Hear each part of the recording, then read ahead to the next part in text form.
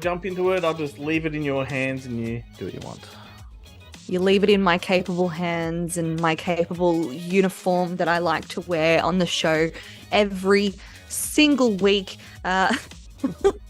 If you weren't sure, because I am wearing basically the same thing as I am every week, welcome everybody to Wednesday Up Late. I am one of your hosts, Chloe, and this is our other Yep, Glenn. And in I mean, I wear different clothes every week just so you can tell what episode you're watching. You're welcome, everybody. That's what I do. It's called continuity. All right, look it up. It's a movie thing. I just want to thank everyone for joining us this week for some fun games and laughter and banter and just typical buffoonery that you'll get from us both. We are, of course, Wednesday Up Late. We are a podcast and a vodcast who come to you every Wednesday, as is the name. But, you know, sometimes you just don't have time to scout the uniform or the beautiful faces that come before you via video. So please jump onto newsly.me, download their super duper app and listen to us on the Newsly app because we sound pristine. Glenn does an amazing job editing us so we don't sound like really stupid. Anyway, Newsly is a great app. They give you an upgraded premium service for free for a whole month if you use our special code Wednesday Up Late.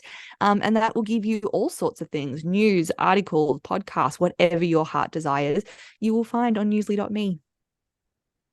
Excellent. And you know, that's what I reckon anyway. You know where the show that we don't edit, right? Like, you know that, right? Well, I mean, you cut out the boring pauses. No, I don't. Don't you? No. Oh. We're all learning something new here, folks. Oh, is that why we do the hold music all the time when we're thinking about things? Yeah. That stays in the show. Light bulb moment. Yeah, wow. See, I'm so vain and narcissistic that I have to watch us because I'm very, very critical. Okay, so myself. In that case, do you notice that we don't stop? Like when you watch us, it's one long recording. Well, yeah, but I thought like you edited the video version differently to the sound version. So no. I mean, who's got time for that? All over this, all over it like a rash. What people are seeing here is definitely a look behind the curtain of how much of a clusterfuck. So they are getting the full shebang. Much of a clusterfuck this whole thing is. Awesome. I'm great this week. Awesome. How are you? I'm a really good. I don't even know if I asked you, but yeah, I'm good. Thanks. How are you? Yeah, great. All right. Ciao. See you later. We have a great show. We have some fun games to play. Don't know. It's more of the same. It's all the same stuff. We're just gonna get straight into it, I reckon, and go for a first game. Spare them and let's do it. Let's do it. We're going to start off with movie quotes because why not? Why not? Why not? Let's start off some movie quotes. All right. I've got some easy ones this week. Okay. That is what I'm hoping. I appreciate that, but you know, we all know everyone knows that's watching that easy does not necessarily mean Glenn's brain works. That's not the mode that it's going to have a lag time. Oh yeah, okay. Would you like to go first? Sure, I can go first. Okay, do it. All right, so I will. You watch. All right, so Mickey's a mouse, Donald's a duck, Pluto's a dog. So what's Goofy? Yep. Fucking hell. It's it's always Stand By Me with you. I have not brought up Stand By Me in so long, and I've done that on purpose. I reckon last week you did, or was it the week before? I think you had. I think you unconsciously do it. And if it's not that, then it's probably going to be the Goonies, or it's probably going to be Harry Potter, maybe. I know, maybe Lord of the Rings. I don't know. Hey, I haven't brought up Harry Potter in a really long time. But speaking of Harry Potter, my son's going as Harry Potter to book week tomorrow, so I'm pretty excited. Excellent, fantastic. As Harry Potter himself, or just a character from the Harry Potter verse? Well, he hasn't told me, but I'm assuming Harry Potter. Yep. So I get to draw like the little glasses on him and the little lightning bolt. I'm very excited. He's not taking real glasses? You're going to draw them on? Well, he has actual glasses, but they're not like actual Harry Potter glasses. Mhm. And I thought, why not take an opportunity to draw my kid's face when I can? That's So, the best motherly response I can think of. hmm Speaking of motherly, hmm you're the worst mother in the world. Had to I'm the say it. Had to worst. say it.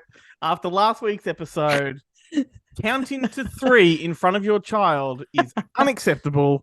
I didn't want to say anything in the moment because I just thought to myself, wow, Mm. how cruel you are to your children.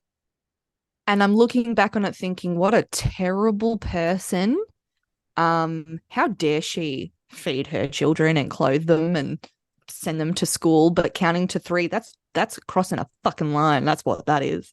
Like crossing the lines, drawing on their faces. And I'll do it again. Just don't crack an egg on their head. Like apparently that's not good either. Oh my god. Oh my Greatest, god. greatest, I won't get into that. greatest TikTok trend ever. Anyway, yeah. All right, your turn. Okie dokie. So how about looks like I picked the wrong week to stop sniffing glue.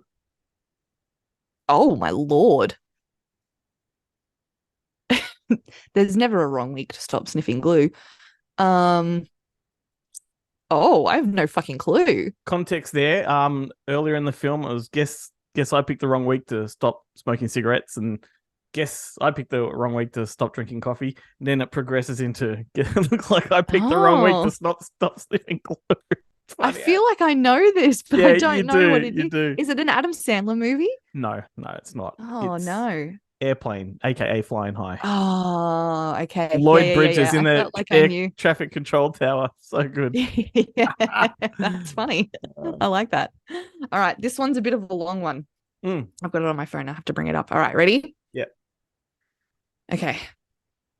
White boys get the Oscar. It's a known fact. Did I ever get a nomination? No. You know why? Because I haven't played any of them slave roles and get my ass whipped. And that's where you get the nomination. A black dude who plays a slave that gets his ass whipped gets the nomination. A white guy who plays an idiot gets the Oscar. That's what I need. I need to play a slave and then I'll get the Oscar. Okay, it's got to be Tropic Thunder. No, but that's a good guess. I do know the quote. I do know the quote. It's a crazy, whacked out kind of movie like that. Yeah. Yeah. It's not Once Upon a Time in Hollywood? No, okay. No, I'm not going to keep guessing. Think Steve Martin? Not Bowfinger? Yes. Yeah, okay. Excellent. That's a good quote.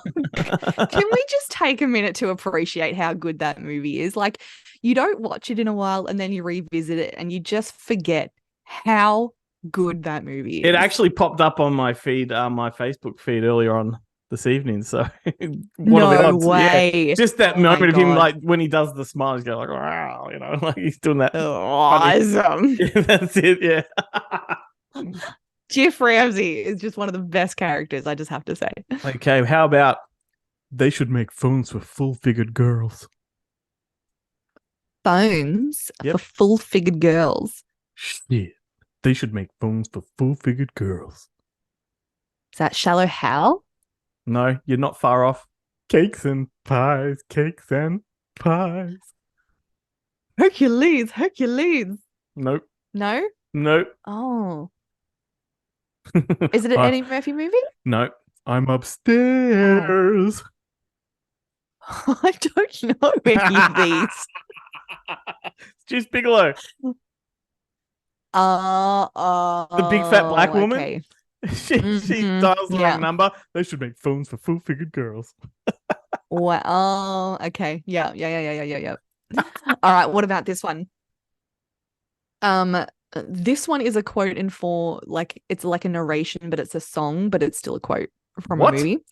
And it goes like this. A long ass fucking time ago, in a town called Kickapoo, there lived a humble family. Okay, all right. Pick a destiny. In a town of Kickapoo. Lived a humble family, religious through and through. And they were on my Facebook feed earlier this evening too. No joke. They were doing a cover of something, but yeah, far out. It's the simulation. What is happening? I don't know. How about little bastard shot me in the ass? Dennis the Menace. Nope. So I Um, limped to the nearest saloon, crawled inside a whiskey bottle, and I've been there ever since. oh my God. So it's like a spaghetti western type. Little bastard shot me in the ass. Is it Ridiculous Six? So close. Hateful Eight. No. Fucking I was going with the number theme. No. No. How about Blazing Saddles? Oh, God damn it. It's Gene Wilder God fucking damn describing the it. time he had a duel with like a 12-year-old kid. And he's like, he put his gun away and he turned around because he wasn't going to fight a kid. And then he's like, little bastard shot me in the ass. Oh my gosh. The best quote. Love it. You've got such good ones tonight. I only have one last one, and it's pretty easy. You're gonna get it straight away. Well, I only have one last one as well because we're at the last one. Welcome to the party, pal. What? I don't know that. Welcome to the party, pal. Welcome to the party, pal. No, I I don't thought know. this was going to be the easiest Yeah, one. obviously you thought that, and as I said at the start, that was always not the case. Welcome to the party, pal. Is it not? No, it's not Beetlejuice. Welcome to the party. No, don't know. Haven't got a clue. No? Not even an inkling of a clue. Die Hard. Die Hard. Yeah. Okay. No. No. Welcome to the party, pal. No, good one, but yeah, no, wouldn't have got that in a million years, to be honest with you. Oh. I don't know why that sticks in my brain whenever I see the movie and he says that. I don't know. Gives me the tingles. Gives you the tingles? What? Give you the tingles? I don't know. Far You know out. when you get like the tingles through you, like when you're watching a movie, it gives you like the shivers. Yeah, I'll remember that. Welcome to the party, pal. It doesn't take much. Mhm. Doesn't take much. No. God. How about I want to see this dead grandmother firsthand.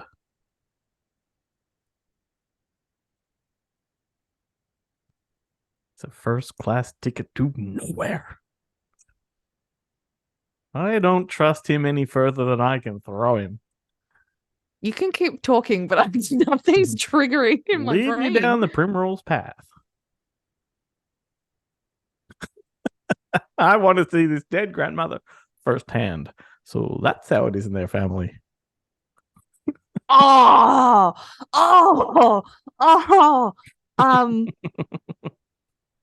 oh, yes, I know it now. I know it. Oh, for fuck's sake. Nah, you're just gonna have to say it because, like, Ferris Bueller's Day Off. it's right at the. Yes. Now I've noticed, and I'm sure a lot of people have noticed that are watching the podcast. You've taken your nail polish off. Yeah, I'm really lazy at the moment. No, because normally you do this thing with your eyes where you put one finger in your eyes and you rub them, and it looks like you got little beady eyes, like a little lobster. Really? Yeah. Do I do that? Yeah, every week. But it doesn't look like a lobster this week because there's no black.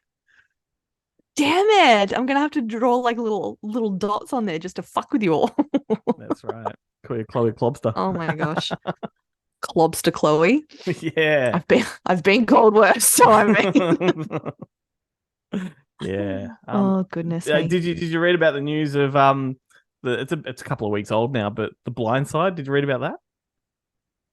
Something about how it's not how it was portrayed. Yeah, it's not in true the at all. movie They or something? they completely exploited. Shut up. Not at all. They completely exploited that guy. He was never properly adopted, and they've just been making millions off him, and he's made no money from it. Like it was all Are you like serious? yeah, it's all kind of. It's not quite a hoax, but it almost is a hoax because, yeah, they never actually adopted him. Like they just let the movie tell that story, and it's not actually what went down. Hilarious. Oh my god. Yep. There we go. That's really sad because that was quite like a moving movie of that time. Like everyone was talking about The Blind Side. It's still a moving movie, obviously, but like, and the worst part is, and this is where the fucking internet sucks, as it always does. People are now calling for Sandra Bullock to be stripped of her Oscar, and it's like, oh Jesus Christ! And yet, the guy that played against her, that played the character, he's come out and said, why would you take the Oscar away from her? Like, she was given a job to do. She did it so well that she got awarded for it. Where the story came from is What's it got to irrelevant. do with her? Yeah, That's right. exactly. That because the internet She's sucks got and it's nothing full to of do. fuckwits. It is. It's just full of angry people who have no other outlet to get out their anger. And so they take it out on people who they think they know enough to talk about them like this. And it's ridiculous because as shitty as it is that story was played out like it was a true story and it was based off a true story, and now it's come out that it isn't, that sucks. Yeah, that's pretty shitty that the people who were making this movie were kind of duped in that way. But who gives a fuck? It's still inspired millions of people. Exactly right. Yeah. Oh, I know. See, this is why, like, you know, we were talking off mic before. It's why I get so defensive of like you when that person attacks you for being a bad mother. It's like you saw a 30-second clip which was harmless in and of itself, but it had context. And it's like, for fuck's sake, what parent in the universe has not used the number system? You're not allowed to whack him anymore. You know, mate, like, so if he would come to my house, then he could judge me on being a bad mother. But from that, I mean, and then he could see I'm really a bad mother. Then he could see really how bad I am. But like that, like, for some reason they don't bother me personally. Like, it just it has never gotten under my skin what a stranger thinks about me, which is you know, hopefully how like Sandra Bullock and all these other sort of celebrities dealing with this kind of fucking culture is feeling. If it was you, on the other hand, that said that comment, I would be devastated, like absolutely devastated. Yeah, because you know me, you know, but yeah. Fucking losers on the internet do I know. not have any context It's for me just whatsoever. strange. No, I know they don't. You're very resilient, but I don't know. Maybe it's that I'm protective of my clan, you know, my people. Which is awesome. Or also, and that is true, but also I just hate the fucking world. Like, I hate the way people interact in the world. I fucking do. Yeah. I really do. And that shits me so much. Anyway, let's move on. I'm getting angry. Fucking hell. It's sad. It's sad. Yeah. What are we doing now? So we can play another game if you like. Do I have an option? Like, what do we do otherwise? Sure. Well, I mean, I was thinking that maybe this week we could change it up a little bit, and I kind of wanted to hear about some of your sort of favorite movie-going experiences, like experiences that have stuck with you for any kind of reason, good, bad. Yeah. I just wanted to know if anything sort of sprung to mind. Do you know what's funny? Like, you can name a movie, like particularly from the 80s and 90s, maybe 2000s. Actually, yeah, any era. And I can almost remember every single cinema experience I've had with those movies. Like, I remember where I saw them, what cinema I saw them, the conditions of the cinema. And that's going, no joke, that is going as far back as like 1983, I think it is, when E.T. arrived in Australia, and I saw that at the Frankston cinemas.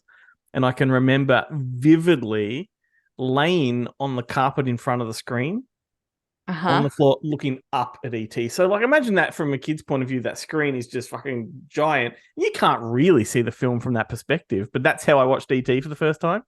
Wow. And I was with my stepmother at the time, and I guess she didn't wrangle me back to the chair just because I was quiet. Like, I was just You were happy. I was lost in the movie, and that's all that mattered.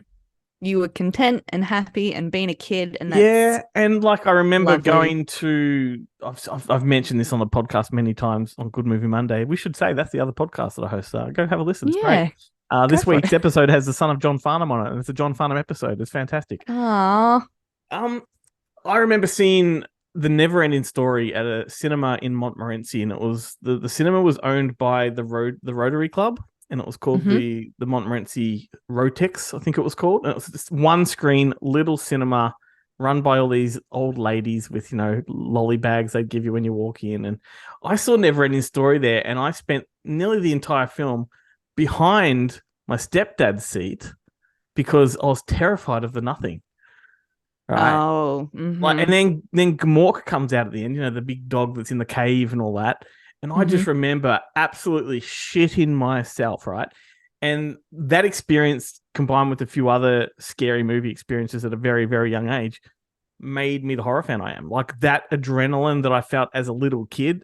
And hmm I've said it on the show before, I've been chasing that ever since. Like I chased that experience and that feeling, which you never catch because that's a once in a lifetime thing to be informed at an early age by horror. But hmm that's why I love horror because I'm always after it.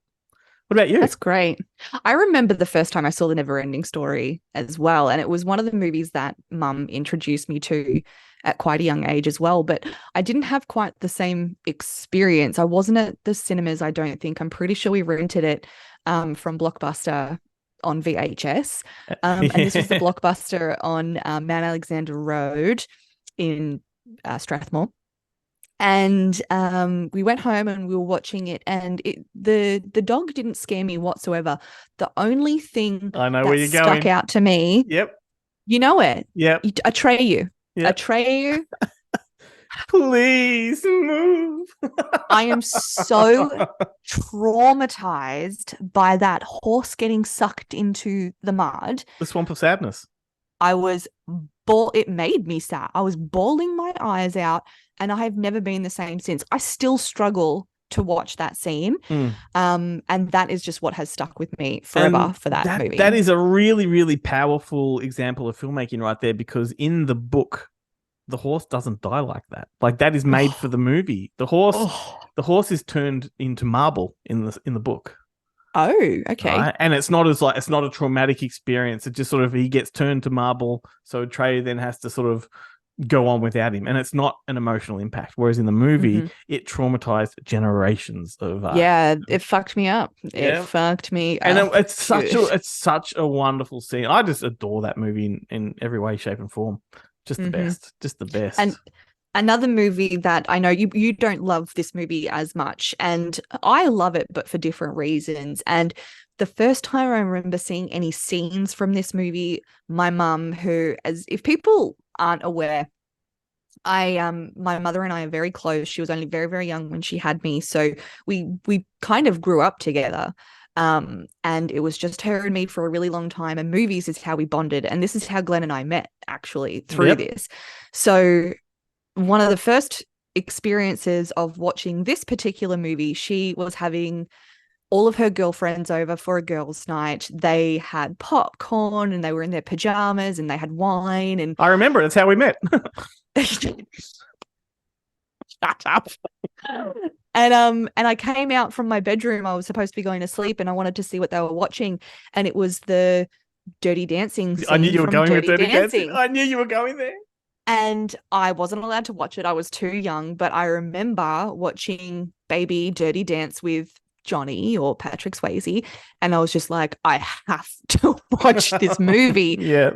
Of course, it was girls' night, so I wasn't allowed. I had to go back to bed. But it was either that week or the week after, Mum actually sat down with me on the couch, and it was special for just us two. We watched Dirty Dancing for the first time. So and you had the time of your life.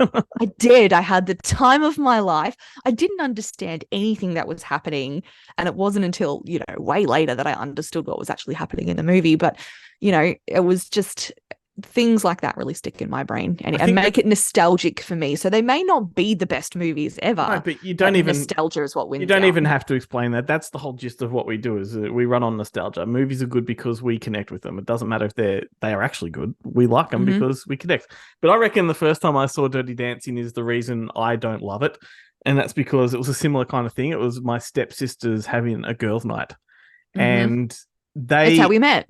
Yeah, exactly right. You might remember this, but the other people don't. And I remember, I was their Barbie doll, so they would dress me up and they would do things with me, and which has informed so much of who I am growing up. Like I don't, as you know, I don't gravitate towards blokey things. I very much am one of the girls when I'm in a social situation, very much. And so I was plonked on the couch, sort of wedged between all these girls, made to watch Dirty Dancing as a girl. Like I had to I had to like it because I was one of the girls. And so I felt like, Jesus, I really resented the movie for a long time. I get it. I totally get it. But like, as if you weren't sitting there being like, oh my God, I'm surrounded by girls. Well, Hell if yeah. I was just that little bit older, it would have been heaven. Absolute heaven. But I would have been about, what year did that come out? 88? Was it 88? I'm not sure. Yeah, I would have only been about 10. I reckon about Mhm. 10, 9 or 10. Anyway, no, it was like 87. But yeah, anyway, so cool. I saw Ghostbusters at the cinemas at the same when I was a kid as well, like for the first time when it got released. So mum and dad sat me front row because it was the only seat left. They must have been those people that rocked up late to the movies because they put us front row. But that librarian, when she goes at the screen right towards the in the first act, Mhm. terrified me. Once again, another informative moment. Like it's fucking. I remember how frightened I was, but I couldn't take my eyes off it. Yeah, that's so funny. Speaking about being late to cinemas, my father is late to everything. And is why I always tell him things are 4 hours before they actually are. Yeah. That's not even a joke. I wish it was. But but anytime he would take me and my sisters my sisters and I, because he'd kill me if he heard me speaking like that. He would take us to the movies. We were always late. Always. And the movie had always started whenever we sat down.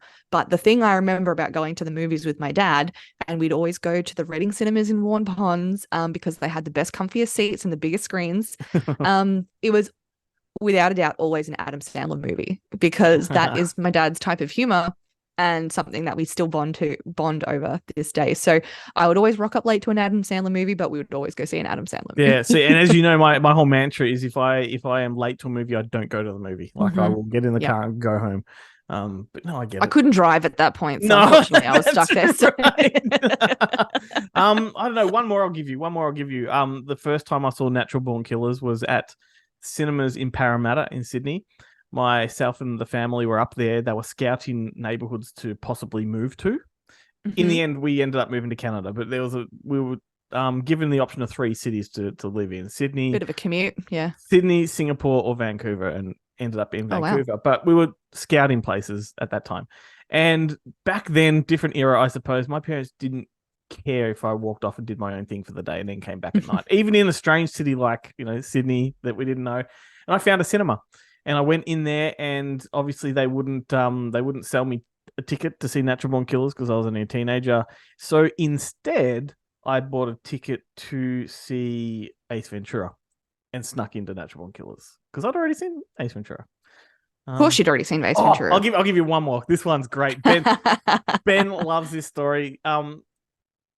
During my time in Canada, coming home, we stopped over in Hawaii, spent a week there, and their cinemas, they might have been 24 hours, but I remember 11 o'clock at night, just said to my mum, I'm going to go to the movies, right? So I just took it upon myself. I would have been about 16 at the time. Walked to the cinemas, but I didn't know that in Honolulu, all the back streets are full of prostitutes. Right? Oh, my Lord. And I was 16. I did not look any older than 16. I clearly looked probably 14, if I'm being honest with myself. I had this blonde ponytail. Like I was You totally had a ponytail. I did. And I remember getting to an intersection and this big African-American woman, like she was gigantic, and she stands there and she says, "Did you just get off the ship?" And I'm like, "What? What are you talking about?" I said, "No, I've come from Australia." I'm from Australia. Yeah. And she goes, "Oh, you look like you're a Navy boy to me." And I said, no, I'm just off to the movies. And she goes, "Want me to suck your dick?" And I'm like, "Whoa, what? I would. No, I don't. No, yes, no." And I just said, "Thanks, but no." And I went to the movie. No, I don't want you to. And what did I see at that time? I can't even remember. But no, you were too busy thinking about something else. There we go. Felt like Hugh Grant for a minute. Wow. Oh, what a lovely story. That's right. There was a joke in there for all the Gen Xers. I got it. Poor Liz. Nice. Oh, goodness me. All right. Well, that was really lovely reminiscing. That was nice. I liked that. But now we should move on to our last game, which we are going to call Guess the Movie Roll Call. Rightio. So we've changed it up a little bit. We're going to guess what movie we're talking about. And we're going to name the director. We're going to name the writer and we're going to name like 2 to 3 actors and see if we can guess what the movie is. Sounds good. Sounds fun. All right. Yep. Just playing it a little bit more tricky. Do you want to go first? Sure. Okay. Director Sam Raimi. Uh-huh. I'm just going to give you the actors because I didn't do a writer for this one. Okay. You wouldn't know the writer. So Sam Raimi directed, starring James Franco, Mm-hmm. Mila Kunis, Mm-hmm. Michelle Williams. Oh. Now, if I gave you the writer, that would probably give it away. So that's why I'm not doing the writer. Oh, well, that's the Wizard of Oz movie Yeah. that they did. Oz the That Great and Powerful. one. Yeah, couldn't get through that. That was Couldn't you? Nah. Why's that? It lost me a lot. Yeah, okay, fair enough. Yeah, it lost me a lot. I watched it because I'll watch pretty much anything that Mila Kunis is in. But yeah, no, I couldn't get through it, unfortunately. Fair enough. I was in that just because I'm an Oz fanatic and I just wanted to be in that universe. But I agree it could have been done a lot better than what it was. But Who was the writer of that? well, I was going to say L. Frank Baum, who wrote all the Wizard of Oz books. Oh, okay. Right.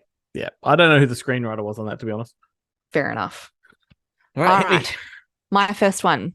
We've got the director, Tarantino. Got the writer, which is also Tarantino, Mhm. but Clever. also Uma Thurman. Mhm. And then for actors, you've got Daryl Hannah and Michael Madsen. Yeah, Kill Bill. Yeah. Yeah, that was a bit too easy, I think. Oh, sorry. I'm not going to complain. I got it. That's a great movie. That is a great movie. Do you prefer volume 1 or 2? Probably 1 because again, holds a little bit more nostalgia for me. It was one of the first Tarantino movies I saw. And I saw it with my dad. So Yeah, cool. yeah, that one kind of stuck with me. I love it. I fucking love that movie. Awesome. All right. So I'm going to give you, once again, I'm going to give you a director and then 3 actors. Okay. So Ridley Scott, Mm-hmm. Orlando Bloom, Mm-hmm. Liam Neeson, Yeah. and Eva Green. Ooh. Is that what? Oh, does this have Brad Pitt in it too? Troy? Is it Troy? You're in the right direction. Does not have Brad Pitt in it, but it's that kind of sword and sandal kind of movie. Or almost. What other movie was he in? Was it like Alexander the Great or something like that? No, but that era had a lot of these sort of movies. Yeah, like Gladiator and Yeah. fucking You're Troy in the and you're in the right ballpark. I think you kind of know what it is, but just don't have the title in your head. It's no, Kingdom of Heaven. that's the one. He was a knight or something Yeah, like that. Yeah. I have seen that one. It's been a very, very, It's, very long time though. Ben from Good Movie Monday, it's like one of his favorite movies. He bangs on about it too much. Really? I don't Yeah. remember it being that good. The director's cut, he's obsessed with it. Okay. All right. Fair enough. All right. Okay. Next one. Yep. We've got the director is Rob Sitch. Okay, well, there's only 3 movies this could be. Should I say The Castle? Yeah. All right, awesome. Fucking hell, man. It was that, or it was The Dish, or it was Any Questions for Ben? Which Well, definitely wasn't that one. I watched that about 3 weeks ago, and it was much better upon repeat viewing than it was when I saw it theatrically. So, Okay. Well, there you go. all right, how about this one? I don't know if you'll know this director. I feel like maybe you should, but the name might not Okay. ring a bell. So we'll go Hit me. director Peter Segal. Actors, this might give it away. Steve Carell, Anne Hathaway, and Alan Arkin. Oh. Steve Carell and Anne Hathaway were in a movie together. Yes, they were. Oh. I don't know. I don't think I know this one. Would you believe? Is it where she's like a boss or something and he's like her intern or something like that? Oh no, that's De Niro, isn't it? Yeah, no, they'd be partners. I have no idea. Get Smart. Oh my God. Of course it is. Yeah. I was looking at the poster for that the other day. I reckon that's a cracker of a movie. Like it's one that it had no right to be good, and it just was. It didn't try to blatantly rehash or redo the TV show. It was its own thing. Just used the show as a model, and it just worked well. He was a different Maxwell Smart. She was a different 99, but it just worked. I think he's just goofy enough to kind of pull off a role like that as well, to be honest with you. Yeah. There you go. Got one for me? All right, next one. Mm-hmm. The director is John Landis. Yep. And I've got some actors for you. Mm-hmm. Dan Aykroyd. Oh, okay. John Candy. Oh, okay. So before you go any further, let me try and guess it from just the first one, but you just jumped into the second before I had a chance. Okay. So John Candy and John Landis. I have to admit that John Candy didn't play a massive role. Because I wanted to say Spies Like Us. No. Keep going. John Belushi. Oh, Blues Brothers. Yeah. Yeah, of course. Duh. So many big names in that movie. Holy hell. Carrie and not Fisher, one that I would Steven appreciate. Spielberg. Yeah, not the one that I would appreciate back in the day when I was first watching it. Now that I've gone back and revisited, I'm like, holy shit. Yeah, it's just a phenomenal movie. I love it. I think this is your last one. Okay. How about Guy Ritchie? Jude Law? Eric Bana? Oh. And Charlie Hunnam. Oh, I know this one. It's another sword one. King Arthur. Yeah, well done. Dun, dun, dun, dun, King Arthur. Yeah, didn't love that one either. But fair enough. I did. I really liked that one, and I was probably the only person that did. I really liked, and a similar reason I liked his version of Aladdin. He injected the Guy Ritchie-ness into a story that shouldn't have Guy Ritchie in it. The thing is, right, even if you can't tell it's a Guy Ritchie film, you can tell it's a Guy Ritchie film. That guy just has a way of making film fucking cool. And I'm not saying that this movie wasn't cool. It was very, very cool. I just didn't love the movie altogether. That's what you call an auteur. A what? It's an auteur. When you're an auteur filmmaker, it means like you have a distinct style that anyone can pick up if they know it.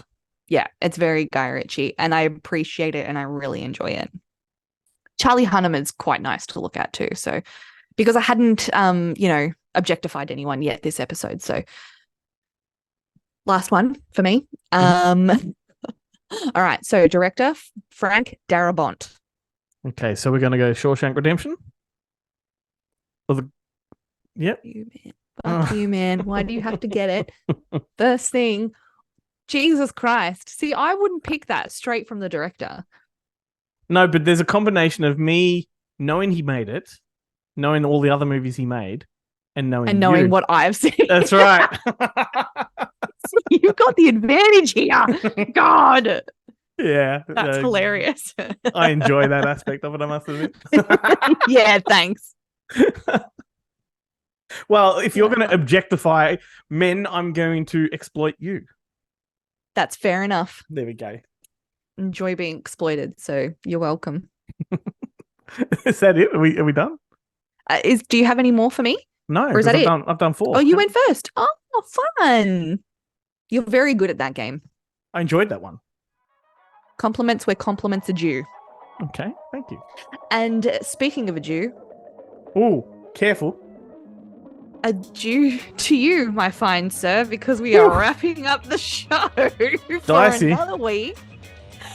I thought you were going into some Bradley Cooper territory there. I'm like, okay, Maestro's coming out. Let's talk about that. Thank you, everybody, for joining us for another week. We're going to just blow straight past that. Please, find us on... Because of his nose?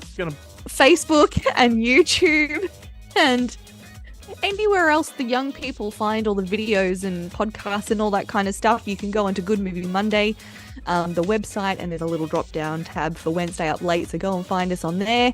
Hit us up on the tickety-tock clock. That drop-down was earlier in the episode. If you didn't pick up on it back then, because I'm not putting it in this part of the show, so it was... Okay, so... And anyway, thank you. Oh, you're talking about the website. Yes. Are we done? Are we done? It wouldn't be a show if it didn't get derailed somehow. Anyway, see you later, Glenn. Bye.